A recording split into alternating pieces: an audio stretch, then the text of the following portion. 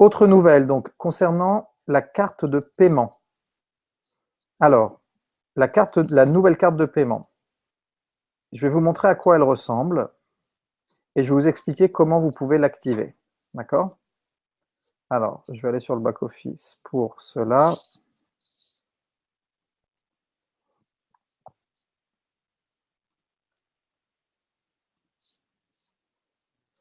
Alors, donc la nouvelle carte de paiement, elle est comme ça. D'accord? C'est le seul format. Donc, si vous avez démarré il n'y a pas longtemps et que vous avez une autre carte de paiement, grise ou blanche, elles ne sont pas actives, elles ne seront jamais actives. Jeunesse va les remplacer et est en train d'envoyer les nouvelles cartes. Donc, on est déjà, la grande majorité du groupe a déjà reçu sa carte. Si ce n'est pas le cas, vous n'avez rien à faire, la carte va arriver toute seule. D'accord? Une fois que vous avez reçu votre carte, il faut aller dans votre wallet. D'accord? Alors attendez, vous savez quoi? Je vais le mettre en français. Ça va être plus simple. Comme ça correspond exactement à ce que vous avez.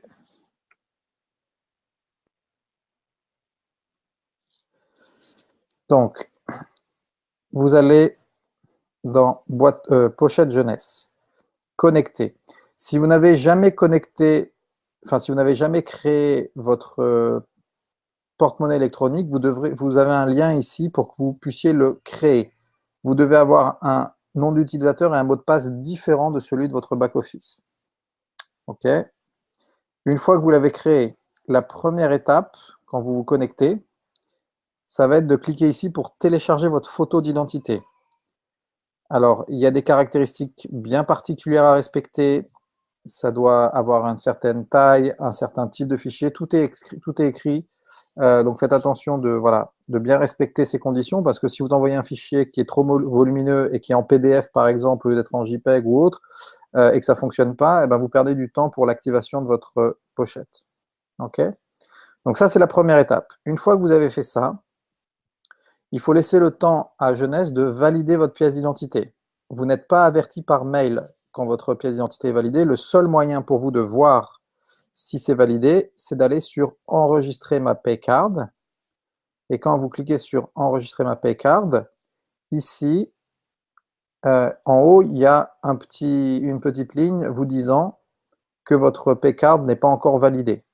Donc revenez, en principe ça prend quelques jours, hein, revenez au bout de 2, 3, 4 jours pour voir quand le message va se retirer. Et quand il se retire, vous allez avoir donc la possibilité d'activer votre carte.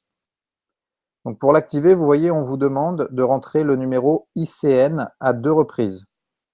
Ce numéro ICN, voilà, soyez bien attentifs, je vais vous montrer où il se trouve. Donc je retourne sur la carte, enfin sur le... Voilà. Donc vous voyez la carte ici. Vous avez des chiffres en bas. Sur la carte qu'on reçoit, vous avez 7 chiffres, un tiret et 8 chiffres. Le numéro ICN, c'est l'ensemble de ces chiffres avec le tiret. Très important de ne pas l'oublier.